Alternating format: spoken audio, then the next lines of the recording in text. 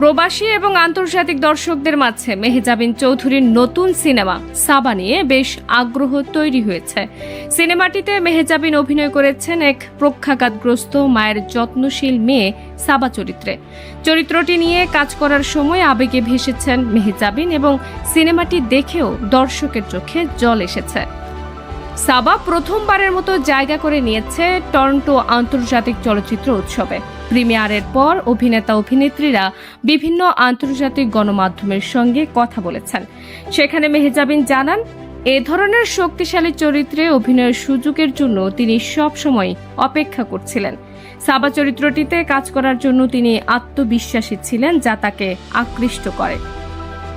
মেহজাবিন জানান, তিনি গত 12 বছর ধরে বিভিন্ন নাটকে অভিনয় করেছেন, তবে কখনো সিনেমার গল্প তাকে এতটা টানেনি। সাবা চরিত্রটি তার জন্য একদম নতুন এবং আলাদা একটি অভিজ্ঞতা ছিল। এটি শুধু একটি চরিত্র নয়, বরং পরিচালক মাকসুদ হোসাইনের শাশুড়ির এবং চিত্রনাট্যকারের মায়ের জীবনের সত্যিকারের গল্প থেকে অনুপ্রাণিত। ফলে চরিত্রের গভীরতা এবং সম্পর্কগুলো নিয়ে আলোচনার সুযোগ ছিল অনেক বেশি।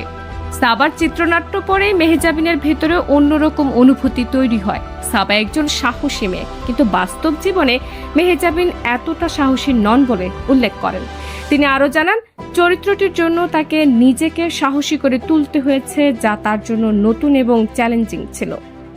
টরন্টো চলচ্চিত্র উৎসবের ডিসকভারি প্রোগ্রামে নির্বাচিত হওয়া সিনেমাটি নিয়ে মেহজাবিন পরিচালক মাকসুদ হোসেন এবং সহ অভিনেতা মোস্তফা বনোয়ারের সঙ্গে সাক্ষাৎকার নেয় কোলাইডার।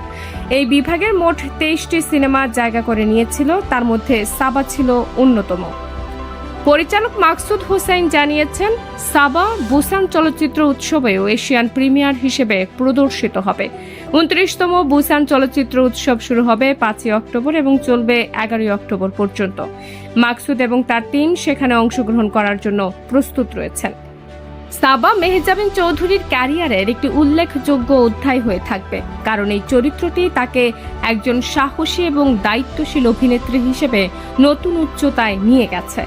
এই সিনেমা শুধু মেহজাবিনের অভিনয় প্রতিভার প্রমাণ নয়, বরং আন্তর্জাতিক অঙ্গনে বাংলাদেশের চলচ্চিত্রের জন্য একটি গুরুত্বপূর্ণ সংযোজন হিসেবে দাঁড়িয়েছে।